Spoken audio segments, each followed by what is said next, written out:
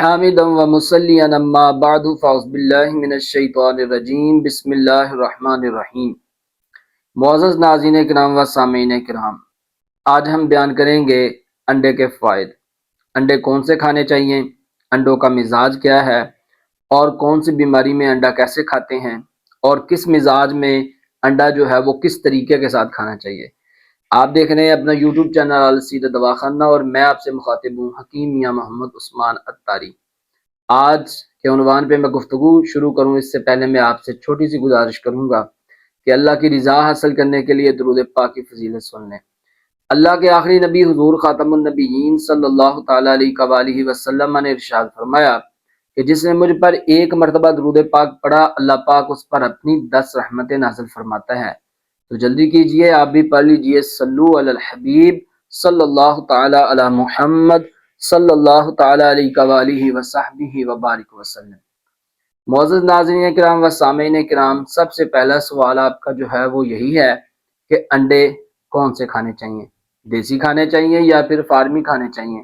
تو میں یہ کہوں گا کہ جو آپ کو میسر ہے آپ وہ کھا لیں، اور جو لوگ کہتے ہیں کہ انڈا جو ہے مکمل غذا ہے، تو انڈا جو ہے ایسے ہی مکمل غذا نہیں بنتا۔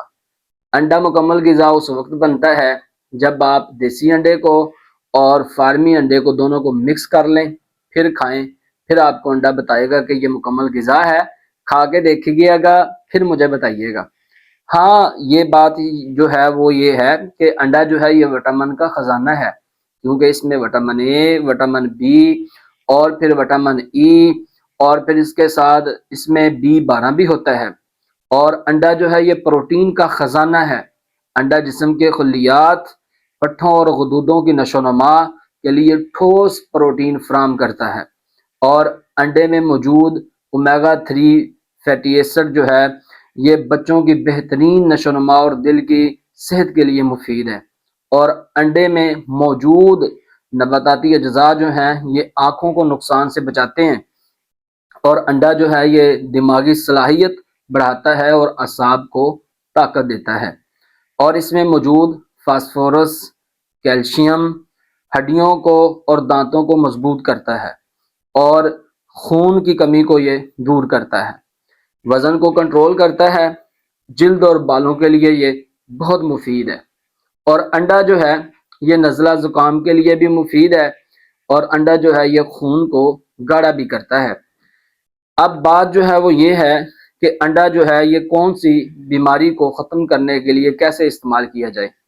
وہ احباب، وہ میرے بھائی اور وہ بہنیں جو موٹاپے کا شکار ہیں اور وہ چاہتے ہیں کہ ہم جو ہے سمارٹ ہو جائیں، تو وہ انڈے کو ابال کر استعمال کریں، اس کا سالن استعمال کر سکتے ہیں، یا پھر دودھ میں ڈال کر اس کو کچا پھینٹ کے جو ہے آپ استعمال کر سکتے ہیں۔ اور جو پہلے ہی فربا ہیں، یعنی تھوڑے سے ہیلدی ہیں اور وہ اپنے وزن کو کم کرنا چاہتے ہیں، تو وہ انڈا جو ہے اس کی آملیٹ استعمال کریں، فرائی انڈا استعمال کریں، یا پھر ہاف فرائی انڈا جو ہے وہ استعمال کریں، تو یہ وزن کو کم کرنا شروع کر دیتا ہے۔ نئی تحقیق کے مطابق انڈا جو ہے اس کا دل کی بیماریوں کے ساتھ کوئی لینا دینا نہیں ہے۔ آج کل بہت زیادہ جو ہے لنڈے کے طبیب جو ہے وہ یہ باتیں کرتے ہیں کہ انڈا نہ کھانا، انڈا جو ہے یہ تمہارے دل کو پرابلم کر دے گا، تو ایسی بات نہیں ہے۔ آج سائنس کی جو نئی تحقیق ہے اس کے مطابق جو ہے انڈا جو ہے یہ کوئی نقصان جو ہے وہ نہیں دیتا۔ ہمارے نبی محترم صلی اللہ علیہ وسلم کی یہ مرغوب غذا تھی۔ سرکار مدینہ صلی اللہ علیہ وسلم انڈا استعمال بھی فرماتے اور اس کو استعمال کرنے کا حکم بھی ارشاد فرماتے۔ جو فیٹی لیور کے مریض ہیں وہ انڈا جو ہے اس کو فرائی استعمال کر سکتے ہیں، آملیٹ اس کی استعمال کر سکتے ہیں، ہاف فرائی انڈا جو ہے وہ بھی استعمال کر سکتے ہیں۔ اور جو کالے یرکان کے مریض ہیں، یعنی ہیپاٹائٹس سی کے مریض ہیں، وہ انڈا جو ہے اس کو ابال کر استعمال کریں، اور انڈے کی جو زردی ہوتی ہے وہ استعمال نہیں کرنی، صرف سفیدی جو ہے وہ استعمال کر سکتے ہیں۔ اور وہ مریض جن کو نیند نہیں آتی، جو کہتے ہیں کہ ہم نے بہت زیادہ جو ہے ٹیبلٹ کھا کھا کے دیکھی ہیں، بہت زیادہ دوائیں کھا کھا کے دیکھی ہیں لیکن نیند نہیں آتی، تو ہمیں اس کے لیے کچھ بتائیں۔ تو بڑی آسان ٹرک ہے، انڈا جو ہے اس کو دودھ میں ڈال کے پھینٹ کے آپ انڈے کو استعمال کر لیں، تو انشاءاللہ تعالی آپ کو جو ہے نیند جو ہے وہ آ جائے گی۔ اور وہ احباب جو کہتے ہیں کہ مجھے بھوک نہیں لگتی، طرح طرح کی دوائیں میں نے استعمال کی ہیں، تو وہ انڈے کو فرائی کر کے استعمال کریں تو انشاءاللہ تعالی بھوک لگنا شروع ہو جائے گی۔ لو بلڈ پریشر میں انڈا جو ہے فرائی استعمال کیا جاتا ہے۔ ہائی بلڈ پریشر میں انڈا دودھ میں ڈال کر کچا پھینٹ کر جو ہے پیا جاتا ہے تو یہ فائدہ دیتا ہے۔ اور وہ احباب جو مردانہ کمزوری میں مبتلا ہیں اور ان کے سپرم جو ہے وہ نہیں بن رہے یا کم سپرم ہے، تو وہ جو ہے انڈے کو ابال کر یا پھر کچے دودھ میں پھینٹ کر جو ہے وہ استعمال کریں۔